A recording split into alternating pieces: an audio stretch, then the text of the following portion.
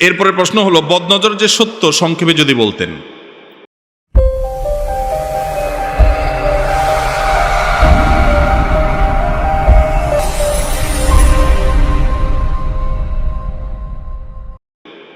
বদনজর, চোখ লাগা, এগুলো কি সত্য না মিথ্যা?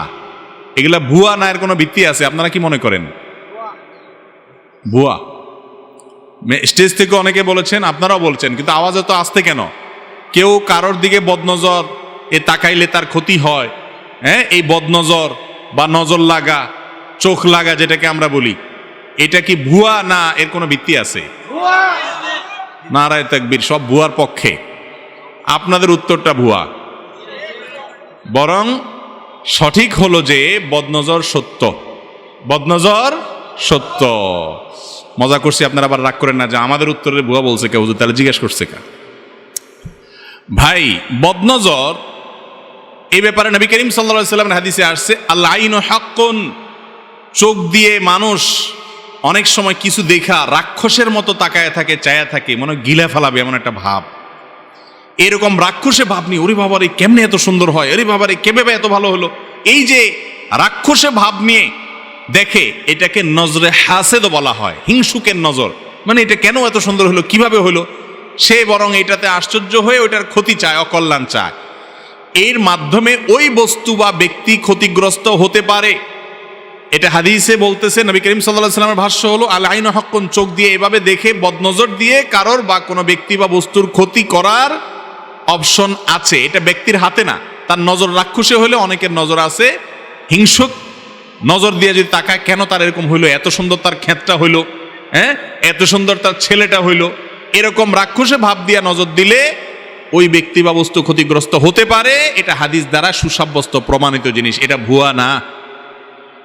আজকের বিজ্ঞান বলবে যে না না এগুলার ভুয়া, ভিত্তিহীন, কিন্তু ইমানদার নবী করিম সাল্লাল্লাহু আলাইহি সাল্লামের কথা বিশ্বাস করবে। বিজ্ঞান আজকে যেটাকে ভিত্তিহীন বলতেছে, হয়তো বা 20 বছর পরে কোনো গবেষক আবিষ্কার করে ফেলবে, হ্যাঁ এর অস্তিত্ব খুঁজে পাওয়া গেছে। আমরা এর আগে বহু জিনিস দেখছি, বিজ্ঞান একসময় অস্বীকার করছে, পরে এসে ঠিকই স্বীকার করছে। কিন্তু মুহাম্মদুর রাসূলুল্লাহ সাল্লাল্লাহু আলাইহি সাল্লাম যেটা বলেছেন সেটা কখনো ভিত্তিহীন হতে পারে না। এই জন্য বদনজরের বিষয়টি সত্য। এখন কথা হলো, তাহলে আমরা কি করব? চোখে কি আমরা সব টেপ দিয়ে রাখবো যদি বদনজর হয়ে যায়? উত্তর হলো, কোনো বস্তু, কোনো ব্যক্তি, একজনের ছোট শিশু আনছে, আপনি দেখে বলতেছেন এত সুন্দর, এটা দেখে আপনার কাছে খুব অবাক লেগেছে, আপনি খুব আশ্চর্য হয়েছেন, সাথে সাথে আপনি যদি তাবারাকাল্লাহ পড়েন, মাশাআল্লাহ বলেন, মাশাআল্লাহ তাবারাকাল্লাহ বলেন, ইনশাআল্লাহ এই নজরে তার কোনো ক্ষতি হবে না, হাদিসে আসছে। আর যদি মনে হয় কারোর নজর লাগছে, এটা আমি আমার কথা বলতে পারি, ব্যক্তিগতভাবে আমার জীবনে আমি দেখেছি বদনজর কিভাবে লাগে।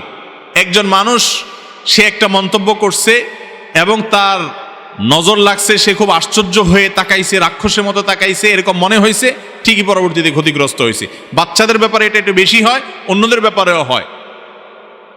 এই বদনজর যদি লেগে যায়, কথার কথা উনি আমার কোনো একটা জিনিস দেখা খুব বেশি অবাক হয়ে, আশ্চর্য হয়ে, রাক্ষসের মতো চায়া রইছে, নজরে হাসেদ বা হিংসুকের নজর দিয়া দেখছে, তখন এর মাধ্যমে যদি আমি ক্ষতিগ্রস্ত হই, কথার কথা আমার অসুখ হয়ে গেল, সুন্নাত হলো ওই ব্যক্তির কাছ থেকে পানি পড়া নেওয়া।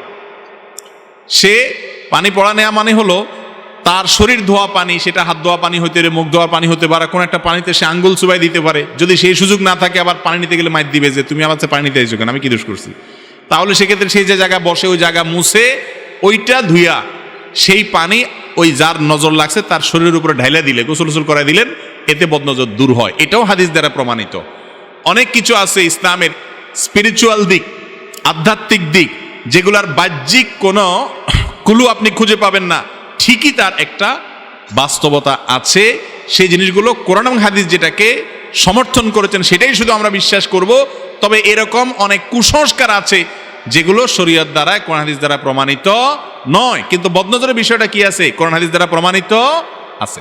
আমাদের দেশে মানুষ বদনজর থেকে বাঁচার জন্য বাচ্চাদের কপালে এখানে কালো টিপ দেয়, দেখছেন আপনারা?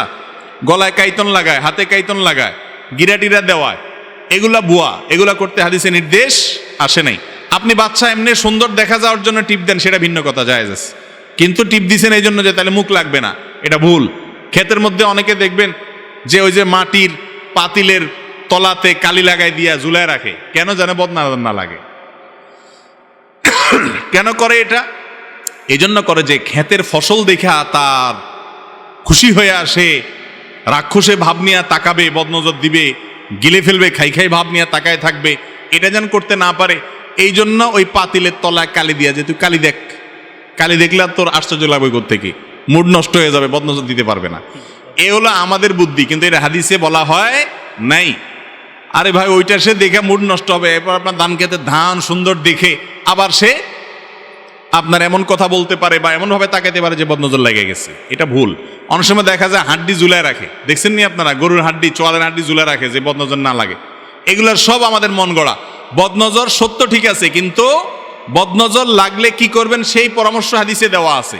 বুদ্ধি হলো আপনার খেতে মাশাআল্লাহ তাবারাকাল্লাহ লিখে ছোট ছোট কয়েকটা সাইনবোর্ড লাগাই দেন পুরা ক্ষেতের মধ্যে। যদি খেতে মানুষের বদনজর লাগবে বলে মনে হয়, এটা লাগাই দেন।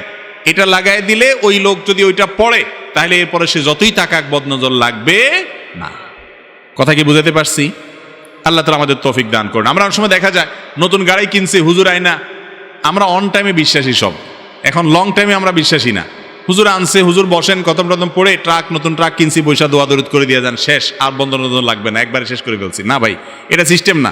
ট্রাকের গায়ে মাশাআল্লাহ তাবারাকাল্লাহ লিখে দেন, এবং বদনজরকারী যাতে দেখে ওইটা একটু পড়ে, ওইটা একবার যদি সে পড়ে, যতই তাকাক বদনজর লাগবে না।